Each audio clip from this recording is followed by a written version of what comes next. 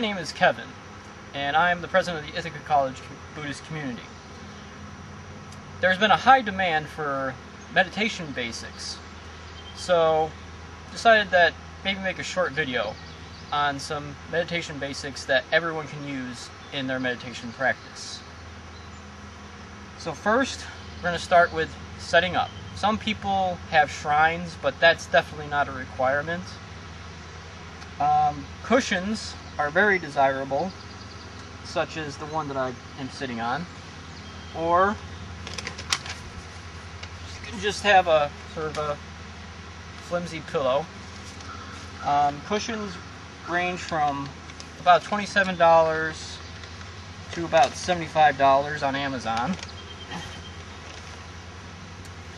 Now, if you're outdoors like I am right now, it's wise to find sort of a level spot, which is difficult in central New York, but if you can find a relatively level spot, that would be very desirable.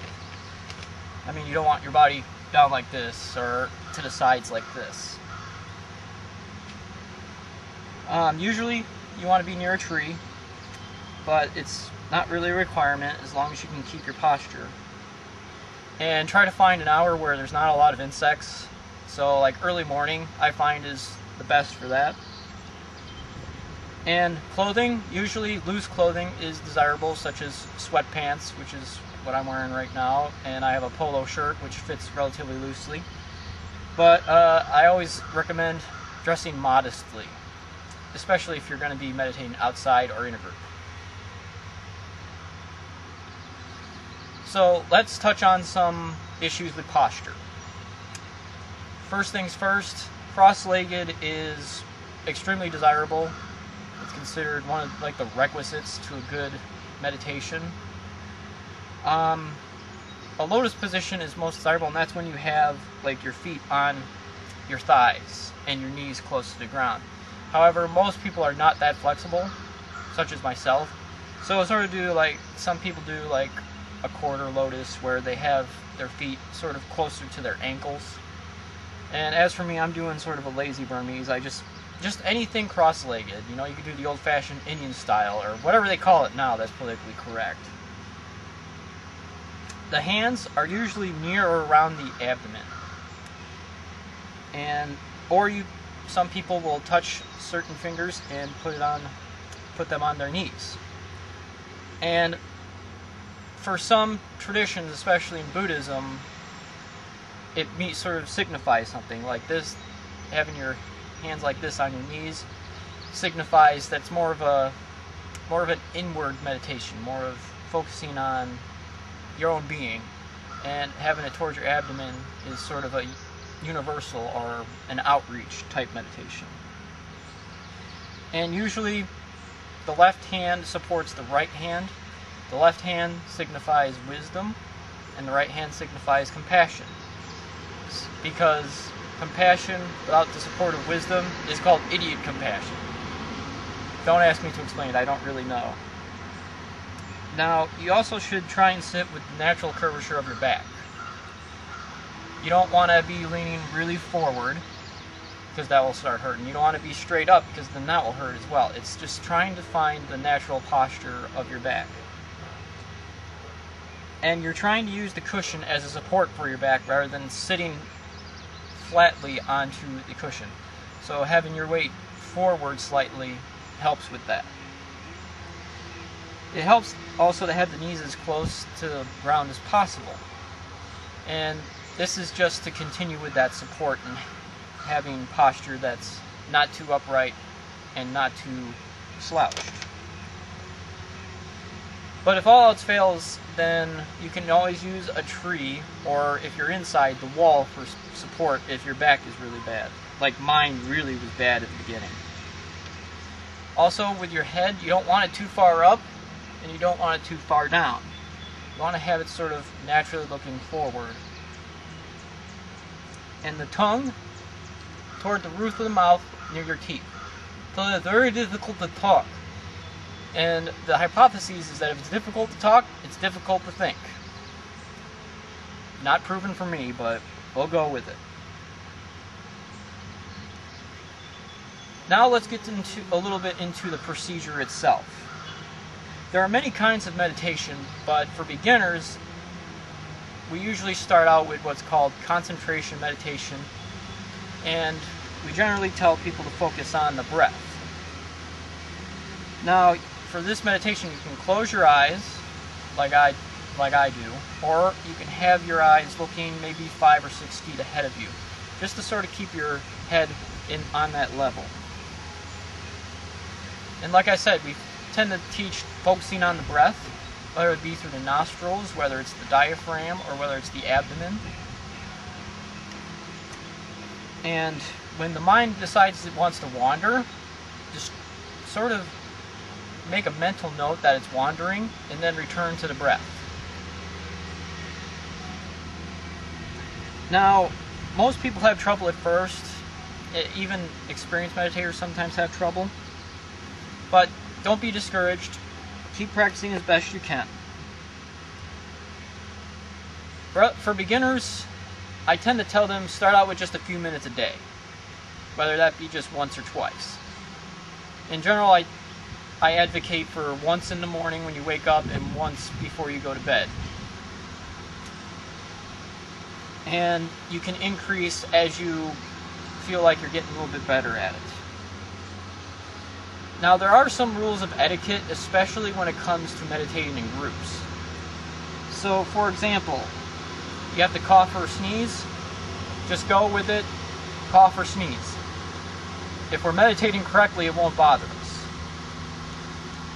If your stomach's growling or whatever, don't worry about it. You know, that's something that's sort of out of your control. Same thing with passing gas. Just let it go. You know, it'll probably distract some people, but if we're meditating correctly, it won't be much of a bother.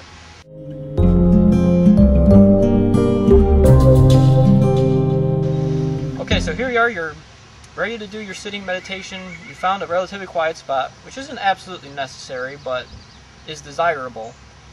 And you have your cell phone on silent or off so that you're not interrupted by your cell phone, or if you're in a group setting, other people aren't interrupted by your cell phone. So here you are.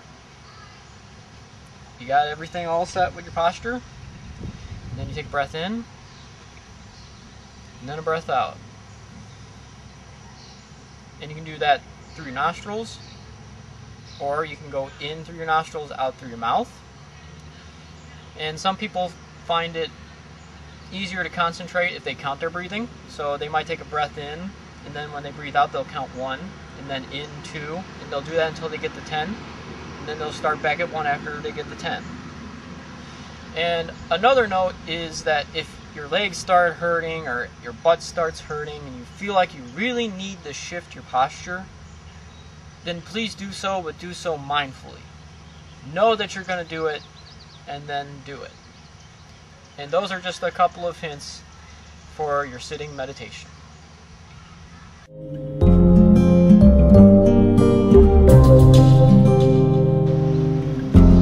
But you got to be asking, but Kevin, what if my legs really hurt, or if it just isn't working when it comes to sitting down on the ground? I've got great news for you. There's a couple alternatives. One alternative is still in the sitting posture, but possibly in a chair or on a bench like I am on right now. And it's relatively the same. You know, your hands, where your hands are, and the breathing. But it's just a touch different when it comes to posture. For example, you are seated, and you put your feet flat on the ground. And then you have your hand posture, and you lean slightly forward from wherever you're sitting, so that you don't get so relaxed and reclined that you end up falling asleep. So it looked probably something like this. And you do that for your designated amount of time.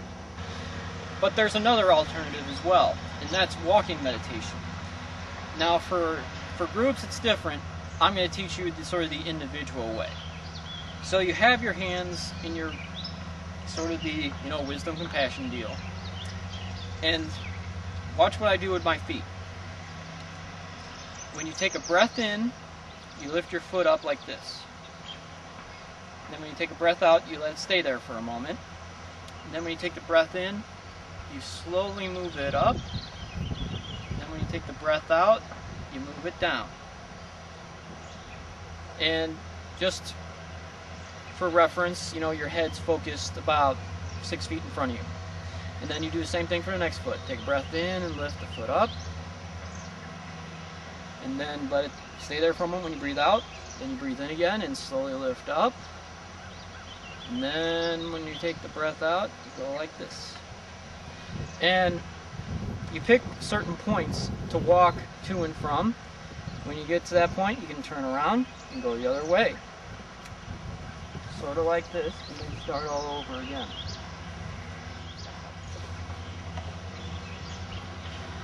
So these are some basic meditation methods and practices.